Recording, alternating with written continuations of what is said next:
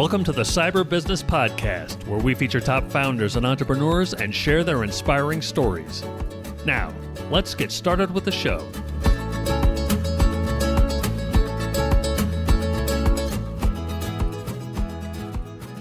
Matthew Connor here, host of the Cyber Business Podcast, where we feature successful business leaders, authors, top law firms, green energy companies, and more. Today, we are joined by the author of Digital Discipline, Choosing Life in the Digital Age of Excess, Havard Mela. Havard, welcome to the show. Thanks a lot. I'm really happy to be here and look forward to it. Well, we're happy to have you on. And as always, before we get too far in, a quick word from our sponsors. This episode is brought to you by cyberlynx.com. That's cyberlynx.com. Do you know if a hacker's in your system? Most people and most companies don't until it's too late and the hacker's already done damage. A hacker's job is to bypass your security, so companies need a way of knowing when someone's gotten past their security. That's where CyberLynx intrusion detection comes in. With our 24/7 Security Operations Center, we monitor your computers, networks, and cloud accounts using a combination of AI and highly skilled cybersecurity technicians to detect any signs of attack or intrusion. So if a bad guy gets past your security, we'll know right away and be able to kick them out. Find out more at cyberlynx.com. That's cyberlynx.com. And now back to our show. Havard, I got to tell you, I read your book, Digital Discipline. Absolutely loved it, and I think, given the title, I think it's so appropriate that I read it on an iPad. So apropos. So it was a great book. So kudos there. For those who haven't yet, and hopefully everybody listening will, what was your inspiration for the book? Yeah. So to be honest, it was in my early 20s. I struggled a lot with wasting a lot of time online, and it affected my life in a lot of different ways. So I kind of started connecting the dots that some of the things I was struggling with was because I spent so much time online, like stimulating myself. And we all know how it affects our dopamine system and all that when we spend too much time on Netflix or porn or stuff like that. So I basically started reading about how dopamine works and stuff like that, and that is why I went down this path. Also why I wrote the book. I want to kind of help people that was in a similar spot as I was. Well, I mean, I think that's fair. And having read the book, I kind of got the impression that was the inspiration. But let's just kind of take a step back. And I think for a lot of people, they might struggle with it, or maybe they don't. I think a lot of people, wonder about, is this okay for my kids? Is this okay for me? And I think they think, well, look, if I don't stay up on technology, if my kids aren't comfortable with technology, then they'll be behind. So I think it gets people thinking, hey, maybe I should let my kids just kind of use whatever. Is that a good idea, a bad idea? What's your take? I think that obviously it's good to have internet, because the internet is a fantastic resource, and it's like the best way to find information, and it can be used in a great way. It's like the best tool we have, but I think it requires discipline or being conscious, because we have all this potential upside to learn, to be entertained, like if it's in moderation. But at the flip side, like on the other side, we have all this like cheap entertainment that is very easy to fall into, because all the social platforms and stuff, they kind of have a drug component because they're made to hack our attention. So I think obviously kids should use the tools, but parents should be careful with managing, or like setting rules, and kind of being a bit conscious about how much time the kids spend online. Well, let's explore that that whole, the drug aspect of social media, and is it just social media, or is it tech? Let me stop that question and ask you: is it social media, or is it technology as a whole? I think it's mostly social media is made to hack our dopamine system, because they make money from ads and stuff. So the more time we spend on social media, the more revenue Facebook and all these companies get. But also, of course, like basically everything online is becoming more and more stimulating. There's higher resolution. It's like, for example, TikTok is like extremely stimulating. You get dopamine spikes every few seconds, and it's very easy to get sucked into. So I think like we kind of need to be conscious about how we spend our time online in general, but it's possible to use it in a good way if we kind of use it in a way that helps our life offline. But the problem is it's so easy to get sucked into something else. And that's kind of where the conscious part and discipline part comes in. Yeah, I think that's a really good point. And I think kind of like, I think if we take alcohol as an example, right? I think for a lot of people, everybody knows that alcohol generally not a great thing. I mean, it is technically a poison, but yet it can be relaxing, it can be fun, it can be all these things, and it can be, you know, very addicting. And for some people, it's incredibly addicting, and they have a real problem with it. And I'm gonna guess, and I'm gonna let you kind of expound on this. I'm gonna guess that the same is true of other, you know, drugs and social media. Just the way that it kind of hijacks or interacts with your brain creates this sort of addictive thing that other people, while consciously aware of the fact that, hey, wait, this can be fun, but it can also be very dangerous if I'm not able to balance this. So would you say that that's you know, that social media is like alcohol and drugs in that same sort of addictive way, and the way that you have to manage it? Yeah, I think that's a good metaphor because obviously some people are more vulnerable to get addicted to whether it's social media or porn or stuff like that. Some people are more vulnerable to it than others. But I think it's a bit different in some ways as well. And that is, we have like this constant option to get a cheap dopamine spike from checking our phone and seeing if we have got like a message from somebody, or somebody sent us a photo, or like we got a new match on Tinder or whatever it is. So we always have this option of getting a cheap dopamine spike by just going into our pockets and checking our phones. And I think a lot of the addictive potential comes from how easy it is to get a dopamine spike with our digital devices compared to like going out in the real world and doing something.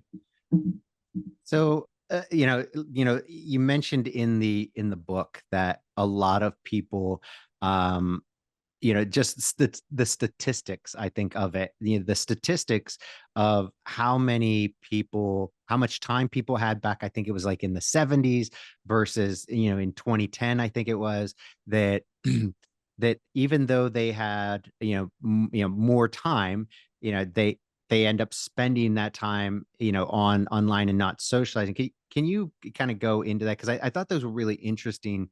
You had some really interesting statistics there about the socializing aspect. And I think people often get confused about, they're like, well, it's social media, I'm being social. And I think that's a dangerous word to be used, that they use intentionally. And it misleads people into thinking, no, I'm being social because I'm on social media and I'm interacting with people. Yeah, definitely. Yeah, like one thing that I think is very interesting is that when we spend time in person with somebody, we release oxytocin, which is also known as the bonding hormone. It basically makes us feel connected to the people around us. Like touching and hugging or just spending time around people releases this chemical. But if we message somebody on Messenger or Snapchat or send like a text, the same hormone is not released. So it's basically worthless communication. Like, of course, it can be good to plan like a meetup or something, but if you spend an hour texting with somebody, it should not in any way replace physical, like being with somebody, because yeah, it doesn't affect us the same way, and it doesn't make us happy the same way. So it's like a cheap substitute for the same thing. And so going back to earlier where we talked about kids and, that kind of effect, I think a lot of people are concerned that the younger generation, coming into the workforce doesn't have the same sort of people skills. And I mean, I'm assuming that this is, kind of largely accepted that this is because of social media. Yeah, like at least to a pretty large extent. I think a lot of the time we spend online on entertainment and social media, it's like we only have 24 hours in a day. So if the average person spends 4.5 hours on social media every day, it's going to come at the expense of some time spent in person with other people. There's no way around that. And additionally, like a lot of people, especially younger people, I think when they hang around with their friends, they still spend time on social media and look at stuff together. And I think this has the impact that we basically get less social training. So we kind of, we don't get to like as much time socializing as people did before. And that's unfortunate, because not only does it affect our communication skills, but also how we feel, because spending time around people is like so important for releasing these feel-good neurotransmitters. I don't really want to jump ahead, but you talked in the book about when you went through your process of kind of detoxing, if you will, or kind of taking a break from social media and the effect that it had on you.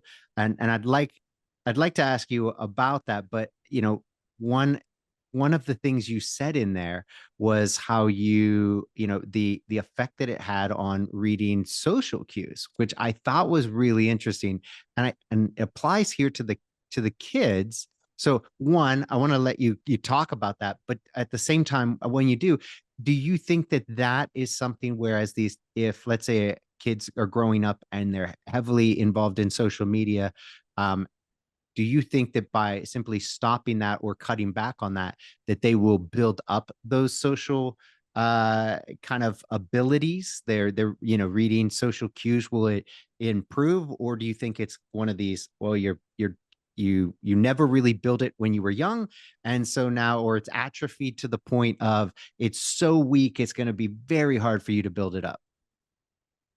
I definitely think it can be changed, even like if you're an adult. But to kind of share my experience a bit. When I was growing up, like around 20, like before age 20, and even after, I was spending so much time online on this cheap entertainment stuff that it was like hours every evening. I was not social at all. So when I was like actually spending time with friends occasionally, I didn't really manage to read other people's emotions and those kind of things very well. And I always had this, I had a pretty severe social anxiety as well.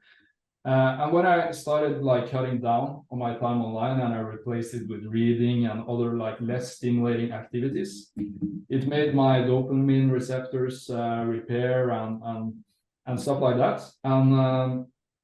And I really felt the difference. It was like I started actually, for one, like I started enjoying being social, but I also started being able to read social cues and like other, like I basically, my social skills increased a lot by just avoiding all this unnecessary stimuli. So how did that kind of recovery process work for you? Was it actually really fast, or was it surprisingly slow? I mean, what can somebody expect if they find themselves in a similar position, they want to start cutting back on social media? Is this something where it's like snap your fingers and boom, you're back? Or what was it like for you? I think it's a gradual process, but it can happen pretty quickly. Like everything depends on how much you change your habits. So I don't think, like, let's say somebody spends 2-3 hours a day on social media and they're a productive, like, healthy person outside that. I don't think if they cut 1 hour of social media, they're gonna see a big difference. But for people that spend like, 5 hours a day playing video games, several hours on Netflix, watching porn, a lot of social media and stuff, if those people cut down their screen time a lot, they will see a massive difference.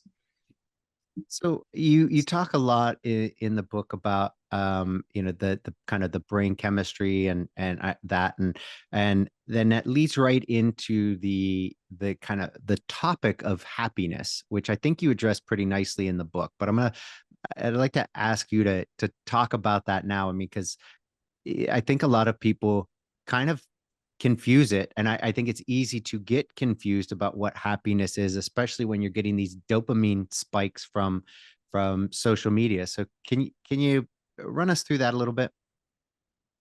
Yeah, so I've seen like there's many different definitions of happiness, but I read some of Dr. Laurie Santos's stuff, which is amazing about happiness. And she basically says there are like two main components of happiness, which is a deeper sense of satisfaction. And you also have like more pleasure, like positive emotions. Yeah. So is it, and I suppose it's pretty obvious that the social media is kind of hijacking that and keeping people from actually finding true happiness because of the kind of hijacking of their dopamine. And so they never really get to progress in life in a happy way. I mean, whether that's, I think a lot of people find, that, or have defined happiness as being one of these things where you have to be progressing in your life in some way in order to be happy. You just won't be if you're stagnant wherever it is. It doesn't matter if it's your career or your personal life. It's that kind of stagnation doesn't really work well for the human mind. So but kind of implementing these sorts of changes, going from a kind of digital addiction, if you will, to not. What's your advice on this? How would one go about that? Because first of all, even gumming up the courage or the desire to do it, I guess, is one problem. But yeah, how would you go about it? Yeah. So that's basically what the book is about. But like just to kind of talk about that first, like part one of the book is basically about like how, like why you should kind of do this stuff. So by reading the book, the reader will understand that. And I think it's basically that when we take conscious control of our digital habits, it affects our deeper sense of satisfaction, because then we'll kind of have to replace the time we waste with something productive, and that will make us feel better about ourselves and all that. And it also will obviously optimize our dopamine and serotonin and these feel-good neurotransmitters. So I think it will have like a massive impact. But could you take the question one more time, because I lost my train of thought here. No, you're doing great. So what are some of those then just kind of going along with that? What are the keys to habit changing? Like how do you even, so let's say you've decided now, you're like, you know what, I am spending a lot of time on social media. I'm not really happy. It's keeping me up. You know what, Havard, you really kind of hit the nail on the head. Totally agree. But how am I going to go about changing these habits? Is this just something where I'm going to try to do it, stop cold turkey? I'm just going to turn it off. And even if I do, how am I going to actually change a habit? Because I think a lot of people struggle with changing habits. I think they've tried when it comes to diet, exercise, smoking, drinking, and let's say their New Year's resolutions. I think most people have a large laundry list of failed habits that they've failed to change, or habits they've failed to change. So what is your advice to, hey, look, you can do this. Here's the key to changing habits. Yeah, I think it's very important to go deep. Like, I don't think we're gonna change habits by like just finding a clever small technique. Maybe it could help a bit, but it's not gonna change everything. So at least for me, it was like getting more perspective on life, like really doing some soul searching, because I found myself in a spot where I was very unhappy about my current circumstances. So I felt like I had no other choice than to kind of change something. I don't think you have to be there, to change your, like, spend less time on social media and stuff like that. But I do think you have to really reflect on, like, okay, how is this affecting me? How can I spend the time in a more meaningful way? And stuff like going really deeply into thinking about the importance of our time, mortality. I think like going that deep is the way to do it. Like towards the end of the book, we talk about these things and also some habits and techniques you can try. But I really think the key lies in really like reflecting deeply on what you want and stuff like that. No, for sure. I mean, I think a lot of people avoid that sort of introspection and looking at whether it's just like an emotional thing. I think people they'll go to therapists and maybe not do the kind of work that's required, that because I don't know if it's I'm not sure what it is. I think part of it is you often hear that the human brain is lazy, like you don't want to do the work. And so getting to that point where you want to do the work, I think is really, challenging. And you bring in a couple of really great examples, from David Goggins, who I think is great at this stuff. A great example, but one of my favorite points that you made in the book, and I'll let you talk about it, was the part where you said that you really, to make a change, you just have to change how you see yourself, right? So it's this, hey, look, I'm a let's say smoker, I'm a non-smoker, or like, you know what, I'm a social person, right? Great. If you're a social person, so if you're these things, we have this cognitive dissonance where whatever it is, whatever we see ourselves as, we're gonna do that. Like that's like we'll die doing that thing that we believe is who we are. So I thought it was really cool. And you say it almost in passing. It's one of these things that you could have spent a whole book. I think people have written volumes, books on this topic. And you said it so nicely in the book. And I won't, steal your answer here, but yeah. Can you just talk about that a bit, and how did you get to that? Was it something you read, or is it that just how you've always been, how you went about your change? Oh yeah, I definitely agree, and I think it's a big thing that like our identity or how we look at ourselves impacts our behavior more than we think. And I think it's possible to change that by going very deeply and kind of reflecting on what kind of person we want to become or what kind of habits we want and stuff like that. But also like what we do again reinforces what we think about ourselves. So I think first you have to kind of start taking action. And when you have started taking action towards a goal, then you can kind of look back, okay, I've actually done this for 2 weeks or a month or whatever. Okay, now we can start looking at yourself as that kind of person. For example, like, okay, let's say you decided to be very strict with how you spend time online for 1 month or 2 weeks or whatever. Then you can start thinking like, okay, I'm a digital minimalist. And when that kind of becomes your identity through what you do and how you behave, it will be pretty effortless to live that way eventually. You know what? That digital minimalist, that's an interesting one. That's an interesting identity. Because I think a lot of people could, and maybe that's a great one that you don't often hear. I think that's a great identity. It just, immediately I get some ideas about it. But can you, is that something you identified with? That was one of the things that that one of your goals was to be more of a digital minimalist? Yeah. So I read Cal Newport's book, Digital Minimalism, and it's a great book, and that kind of changed some things for me. But also for me, it started with basically I wanted to improve as a person because I felt kind of stuck. And I knew like I had struggles with social anxiety. I was not productive. I was not like working on any meaningful goals at all. So for me, it started with, okay, I want to improve myself. And I knew like a big part of that was since I spent so much time online on these distractions, I knew the first step was like to be able to actually cut down my screen time.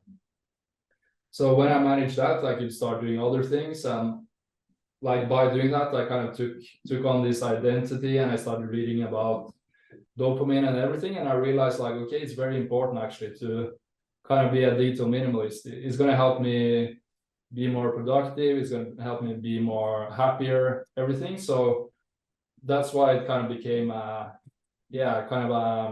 would say something I look at myself as.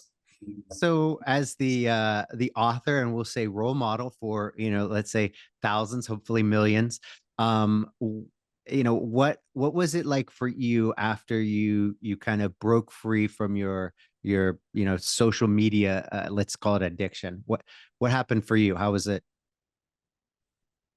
To be honest, it changed everything.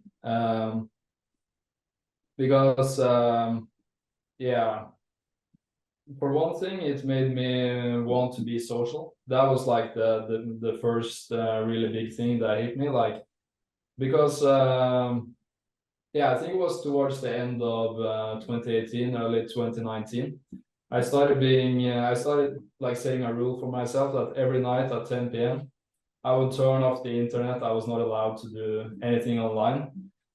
In the beginning, it was boring, but then I realized, okay, maybe I should start reading books. So I started reading a lot of books and filling the time with that. And obviously, that helped me learn more stuff and figure some things out. And also, I started actually feeling inclined to be social. So that also, because until that point in my life, I was kind of introverted and I had social anxiety and all this stuff.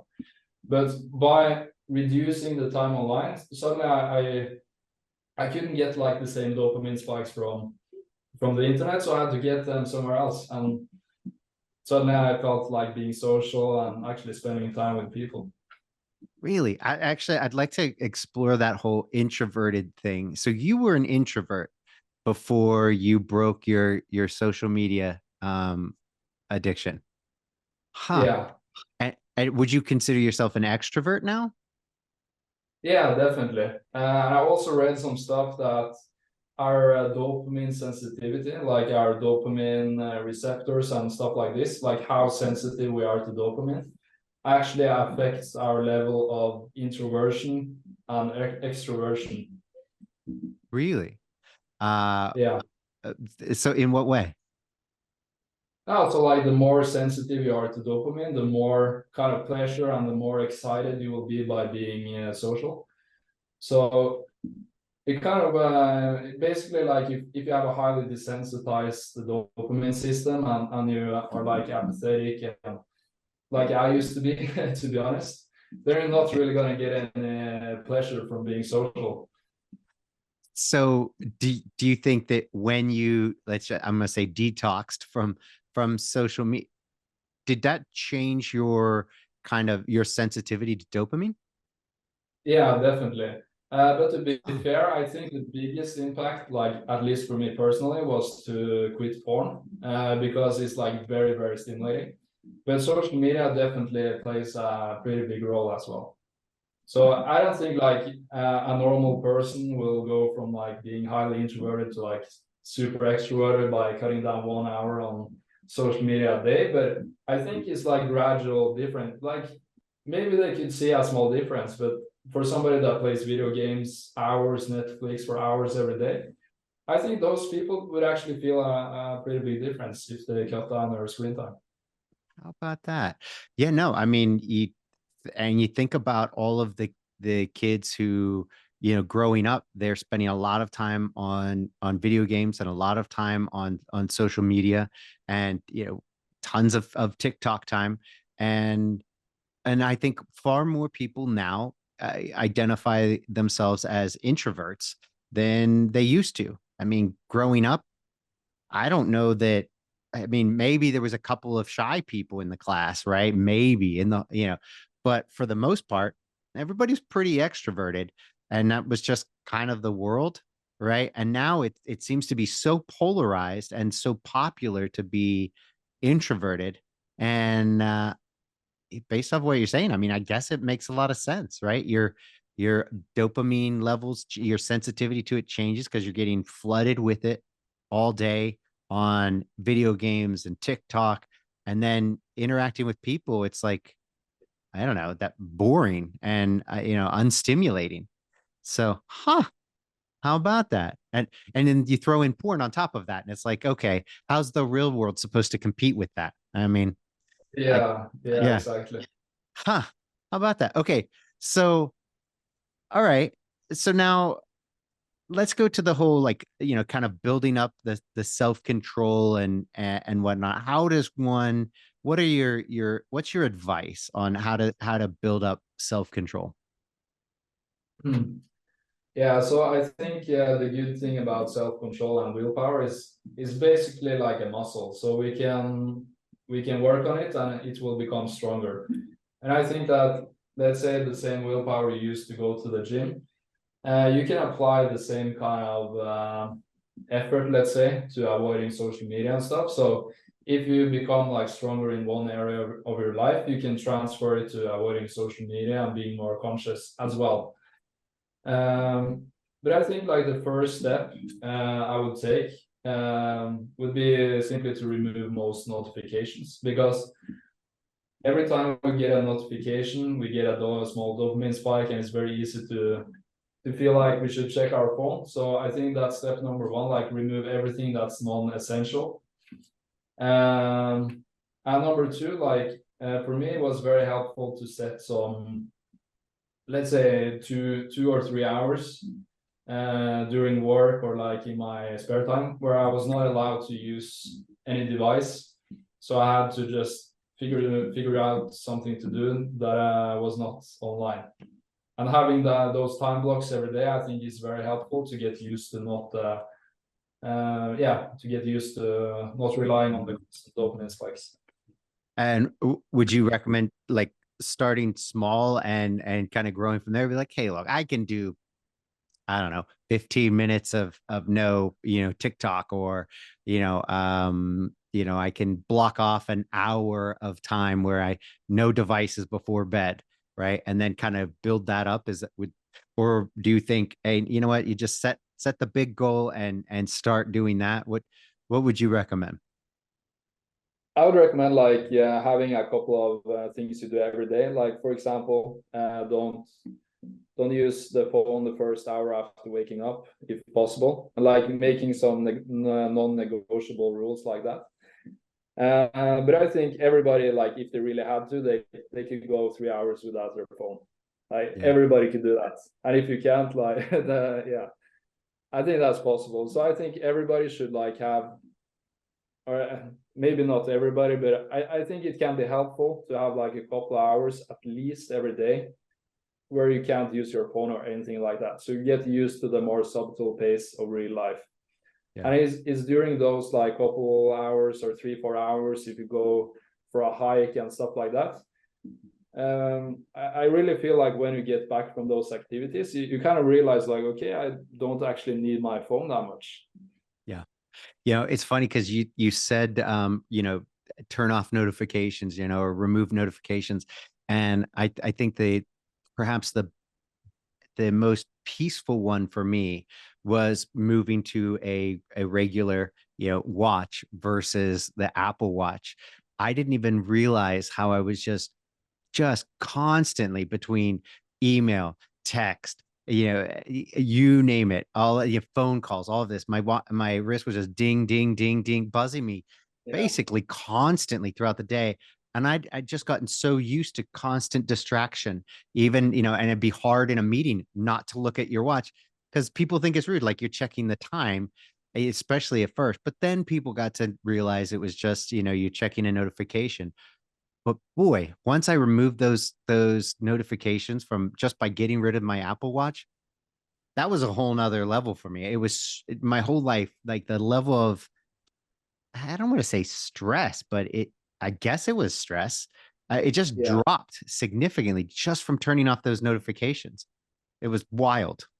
I mean, mind you, I probably don't respond to text immediately all the time now, but you know what? None of it's life threatening. It's not. And if it was, they wouldn't be texting me about it, right? I'm not Yeah. 911. I'm, you know. So yeah, I think you nailed it with turning off notifications. That's such a huge part. Just great.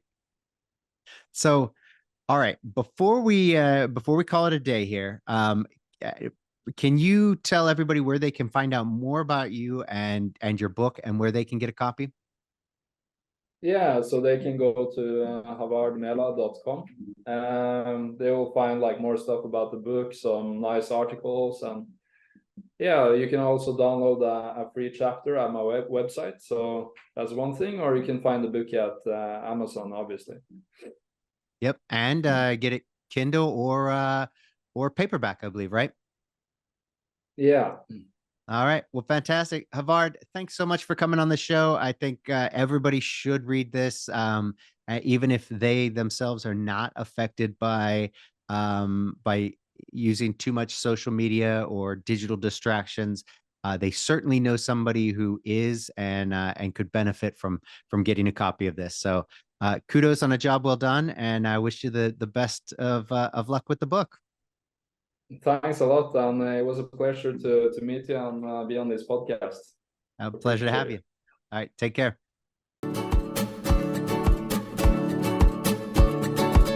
Thanks for listening to the Cyber Business Podcast.